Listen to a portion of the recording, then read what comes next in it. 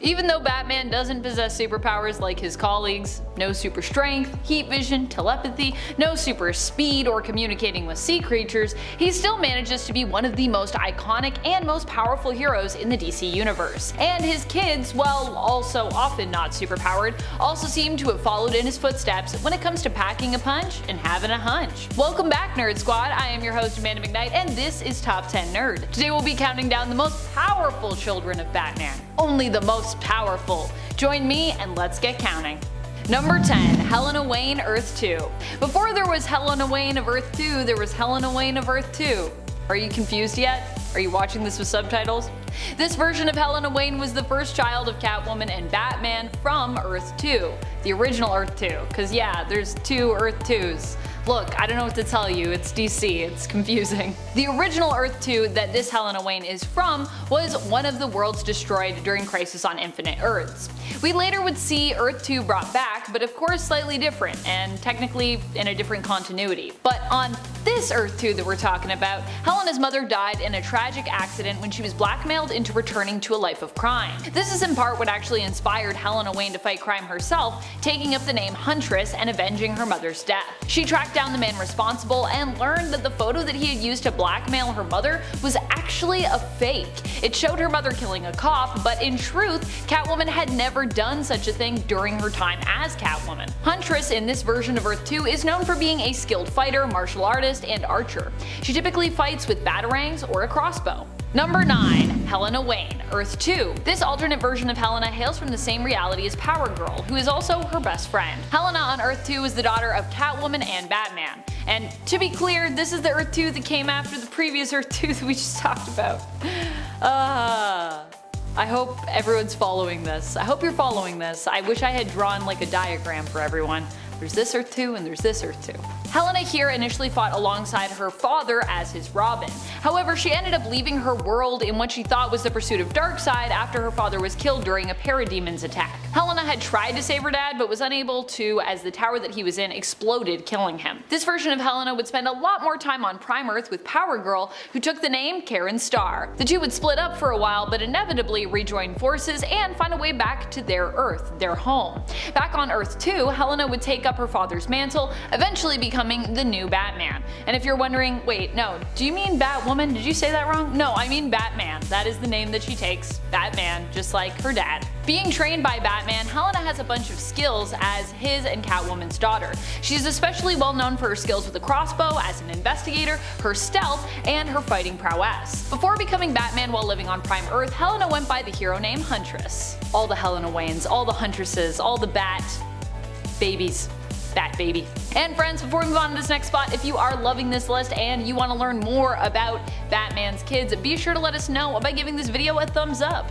He's got a lot of cool kids, and I'd like to talk more about them. Number 8. Terry McGinnis. Terry is basically Batman in the future. He not only has Batman's genes, but was trained by the old man himself, and he also has future tech to aid him in his missions as well. You might not think of Terry McGinnis as Batman's son, considering, well, he has two other parents who raised him and brought him into the world. But Terry is also genetically related to Batman. Amanda Waller helped to create Terry into the man that he is today. She manipulated his father's DNA to make sure that when Terry was conceived, his genes would actually match Batman's, aka Bruce Wayne's. This all happened as part of Project Batman Beyond, which was all about building a new Batman to replace the former. Waller also almost had his parents assassinated to help give Terry motivation to become a hero, but Andrea Beaumont's Phantasm, who she hired to do that job, ended up refusing to go through with it. But don't worry, he still becomes Batman anyways. Otherwise, he wouldn't have any skills for me to talk about, I guess. Could you imagine if I just had like most powerful children of Batman and they were all like accountants or something? And I was like, this is a better accountant than the other one. Number 7. Tim Drake. Tim Drake is known for being probably one of the smartest children of Batman around. Although Tim had parents in the original continuity of New Earth, he was adopted by Bruce Wayne. So at least then and there he was considered an adoptive son. In the current continuity, his backstory hasn't become quite as tragic as the former, and I believe his parents are still alive in that reality. Although I think he's still considered Batman's adopted son there too. So he has parents, but he's also adopted? I don't know. While Tim might not be the best marksman or fighter of the bunch of Bat kids, he is definitely the most intelligent and best detective when it comes to living up to Batman's legacy. Does this make him the most powerful? I don't know, it can depend on the mission that he's got, I guess. I would argue that smarts is actually one of the most powerful things or skills you can possess when it comes to heroics, but many others often measure power in how hard you can hit. So even though I kinda wanna put Tim Drake higher on this list, I feel like there's gonna be a lot of people that are gonna be like, but he's not the biggest muscles. Which is fine if that's how you measure power, but how do you measure power? I mean, there's lots of ways to measure it. Let me know your thoughts on that in the comments. Number 6. Helena Wayne, last Rites Batman/Catwoman. I promise this is the last Helena on this list, although honestly I really do love a lot of what they do with all the Helena Waynes. I love Helena Wayne as a character, and I wish that she was part of the main continuity. Let Batman and Catwoman be together and let them give us a Helena Wayne. This is probably my favorite version of Helena thus far. She is the one that appears as the daughter of Catwoman and Batman in Last Rites and Tom King's Batman/Catwoman series. This version of Helena is really just, I think, a little bit of an improvement of the redo that we saw with her character from New 52's Earth 2. She also has the investigative skills of her mother and father and is a skilled fighter and acrobat. Helena Wayne here goes on to become Batwoman in honor of both of her parents. Also, if you're wondering how Kate Kane feels about that, because you know, that's kind of her mantle, I'm not sure what she's up to in this reality, or if she exists. If you know more about Kate Kane here, please share with me in the comments. I'd love to learn more. I tried to do some research on that and I was like, I can't find anything, so I'm assuming Kate Kane is like, I feel nothing because I'm not here. Bye. Number 5. Damian Wayne. Probably one of the most powerful semi-natural born kids around, and definitely one of the most dangerous, is Damian Wayne. Damian is the son of Batman and sometimes villain, sometimes ally, Talia al Ghul. Depending on which story you were going with, his conception was pretty controversial, as it has been implied and interpreted mainly that Talia forced herself on Bruce in order to get pregnant with Damian. Damian also was only a semi-naturally born kid because he did not gestate in a womb, but instead was kind of like grown in a tube. He was raised initially by his mother, who then dropped him on Bruce's doorstep when he was around, I think, 8 or 10. Initially, he and his father didn't get along too great, partly because of Damian's spoiled attitude, and partly because, despite still being a kid, he was already a murderous, deadly assassin that had been raised mainly by the League of Assassins. So, you know, that's gonna be a problem.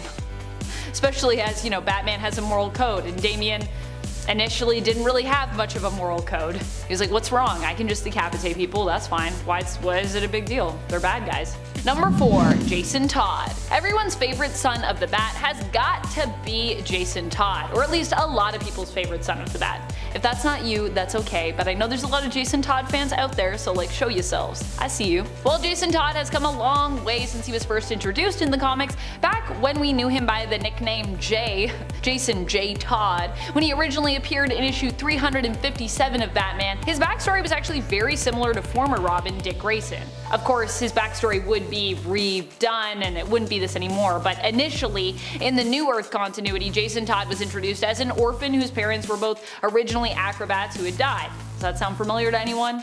Like Dick Grayson before him, Jason was taken in by Bruce Wayne and trained to become his new Robin. Bruce even seemingly adopts Jason in this version of the story, making him one of the Batman's adopted kids. And I think even in Prime Earth continuity we consider him an adopted kid, although I don't know if he's formally been adopted. Jason Todd now, however, has more of a challenging relationship with Bruce Wayne in the current Prime Earth continuity, due to the fact that he has no problem killing villains when needed, and often uses lethal force and firearms against them when he fights. Jason Todd is known for being one of the most gifted and brutal fighters in the DC universe. But Jason's not just a bruiser, he's also got a sharp mind as well, and perhaps even a bit of a magical power set since being revived in the Lazarus pits. There was also, I think for a time, we considered him to be immortal because of that, but I don't think that's a thing anymore. For those that want to be like, he's immortal! I don't know if that's true anymore, but it was a thing at one point that was implied. Number 3. Nightwing. While Dick Grayson is not born of Batman, he spent a good amount of time being raised by him and is actually an officially adopted child of Bruce Wayne's. After years of Dick being